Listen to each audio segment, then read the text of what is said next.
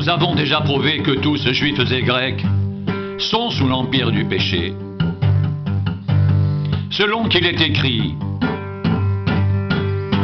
il n'y a point de juste, pas même un seul, nul n'est intelligent, nul ne cherche Dieu, tous sont égarés, tous sont pervertis. Il n'en est aucun qui fasse le bien, pas même un seul.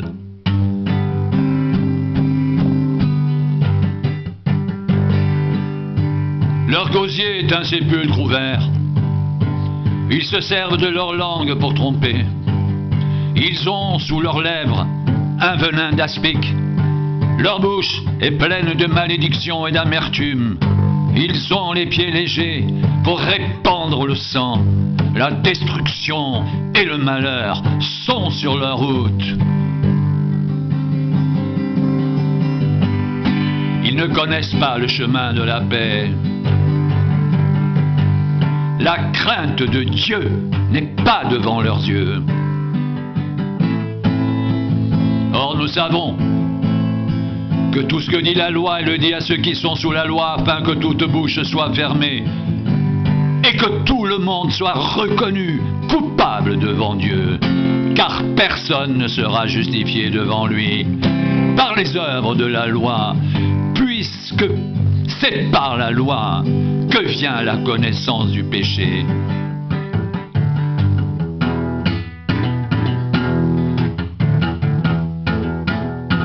Mais maintenant, sans la loi, est manifestée la justice de Dieu, à laquelle rendent témoignage la loi et les prophètes, justice de Dieu par la foi en Jésus-Christ pour tous ceux qui croient.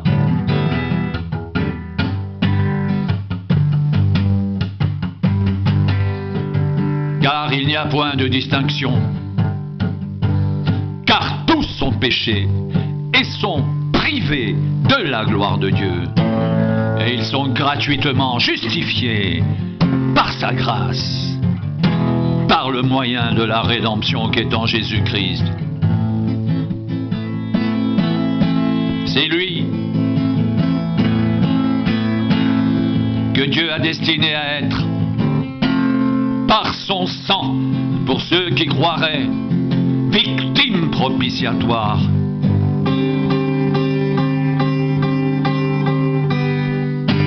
Afin de montrer sa justice, parce qu'il avait laissé impunis les péchés commis auparavant au temps de sa patience, il montre ainsi sa justice dans le temps présent, de manière à être juste, tout en justifiant celui qui a la foi en Jésus.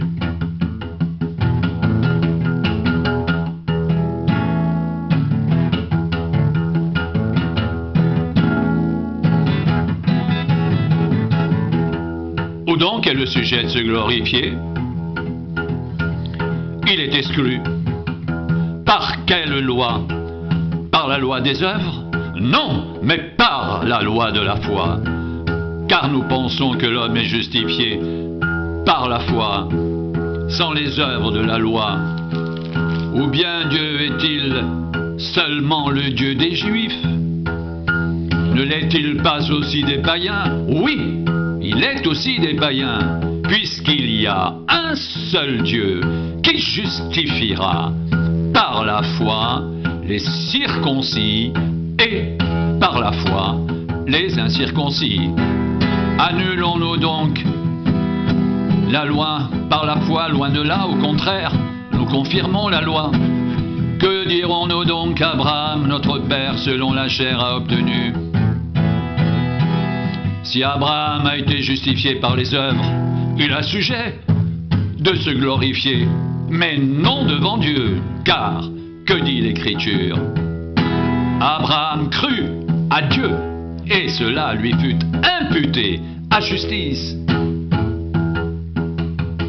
Or, à celui qui fait une œuvre, le salaire est imputé non comme une grâce, mais comme une chose due. Et à celui qui ne fait point d'œuvre, mais qui croit en celui qui justifie l'impie, sa foi lui est imputée à justice.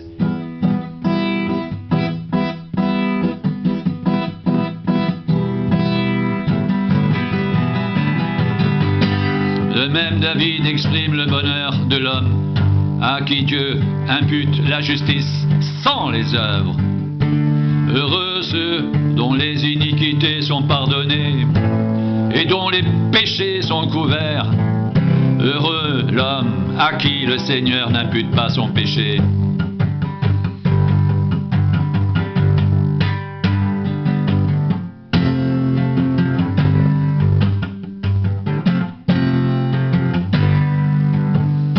Ce bonheur n'est-il que pour les circoncis, ou est-il également pour les incirconcis? Car nous disons que la foi fut imputée à justice à Abraham. Quand donc lui fut-elle imputée? Était-ce après ou avant sa circoncision? Il n'était pas encore circoncis. Il était incirconcis.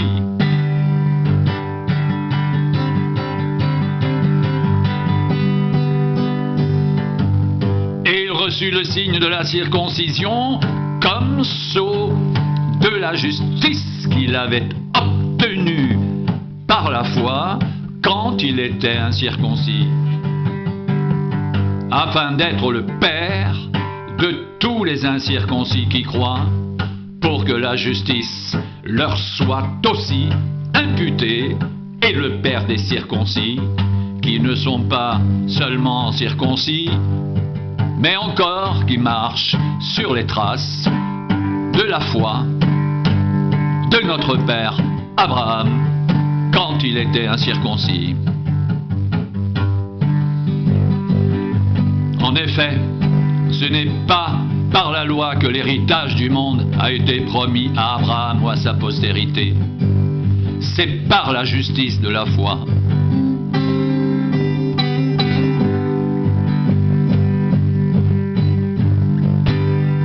Car si les héritiers le sont par la loi, la foi est vaine et la promesse est annulée. Car la loi produit la colère, et là où il n'y a point de loi, il n'y a point non plus de transgression.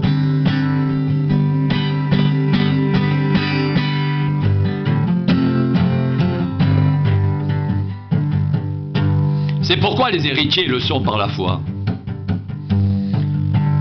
Pour que ce soit par grâce, afin que la promesse soit assurée à toute la postérité, et non seulement à celle qui est sous la loi, mais aussi à celle qu'à la foi d'Abraham, notre Père à tous, selon qu'il est écrit: « Je t'établis Père d'un grand nombre de nations. » Il est notre Père devant celui auquel il a cru.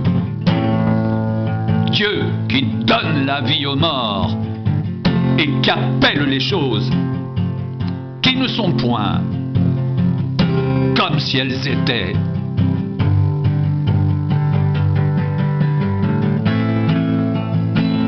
Espérant contre toute espérance, il crut et devint ainsi le Père d'un grand nombre de nations, selon ce qui lui avait été dit: telle sera ta postérité.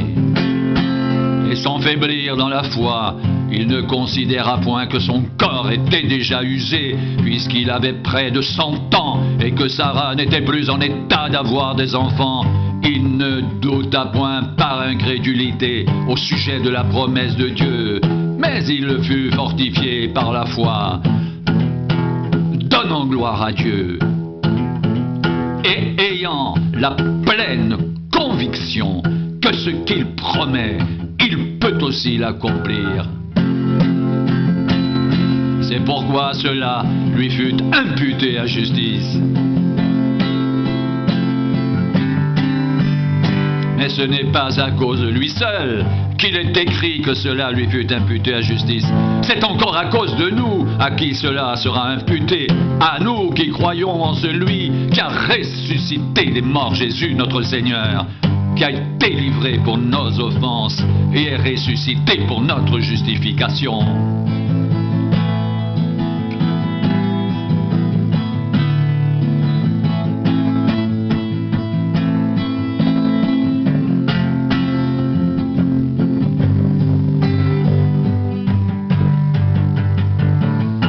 Étant donc justifiés par la foi, nous avons la paix avec Dieu par notre Seigneur Jésus-Christ, à qui nous devons d'avoir eu, par la foi, accès à cette grâce dans laquelle nous demeurons fermes et nous nous glorifions dans l'espérance de la gloire de Dieu.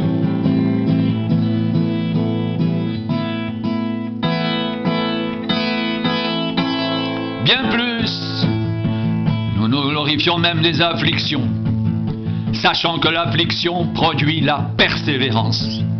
La persévérance, la victoire dans l'épreuve. Et cette victoire, l'espérance. Or, l'espérance ne trompe point, parce que l'amour de Dieu est répandu dans nos cœurs par le Saint-Esprit qui nous a été donné. Car lorsque nous étions encore sans force, Christ, autant marqué et mort pour des impies, à peine mourrait-on pour un juste.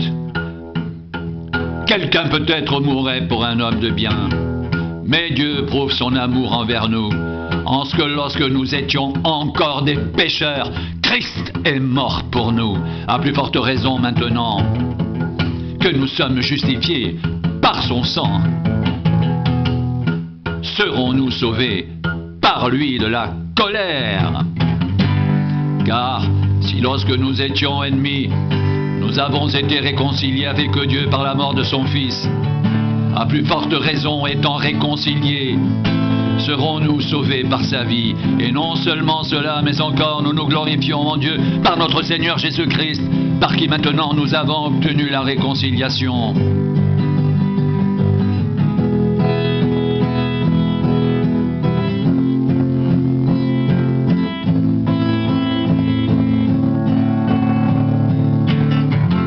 C'est pourquoi, comme par un seul homme, le péché est entré dans le monde, et par le péché la mort, et qu'ainsi la mort s'est étendue sur tous les hommes, parce que tous ont péché. Car jusqu'à la loi, le péché était dans le monde. Or, le péché n'est pas imputé quand il n'y a point de loi. Cependant, la mort a régné depuis Adam jusqu'à Moïse, même sur ceux qui n'avaient pas péché, par une transgression semblable à celle d'Adam, lequel est la figure de celui qui devait venir. Mais il n'en est pas du don gratuit, comme de l'offense, car si par l'offense d'un seul, il en est beaucoup qui sont morts à plus forte raison, la grâce de Dieu et le don de la grâce venant d'un seul homme, Jésus-Christ, ont-ils été abondamment répandus sur beaucoup. Et il n'en est pas du don comme de ce qui est arrivé par un seul qui a péché.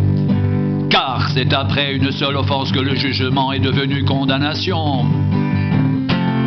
Tandis que le don gratuit devient justification après plusieurs offenses.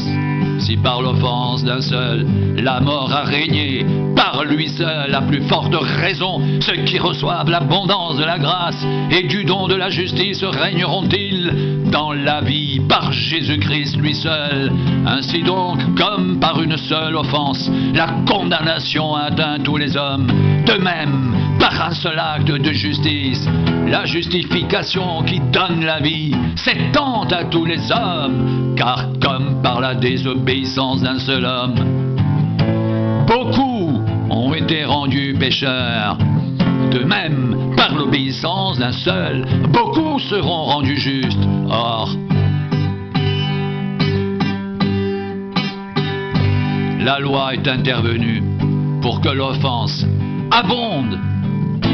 Mais là où le péché a abondé, la grâce a surabondé, afin que, comme le péché a régné par la mort, Ainsi la grâce règne par la justice, pour la vie éternelle, par Jésus-Christ, notre Seigneur.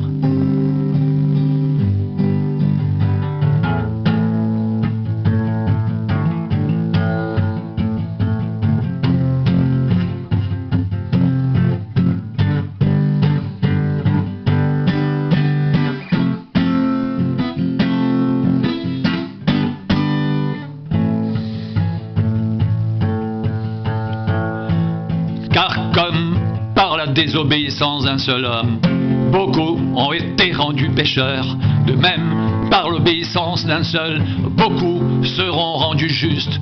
Or la loi est intervenue pour que l'offense abonde. Mais là où le péché a abondé, la grâce a surabondé, afin que, comme le péché a régné par la mort, ainsi la grâce règne par la justice, pour la vie éternelle, par Jésus-Christ, notre Seigneur.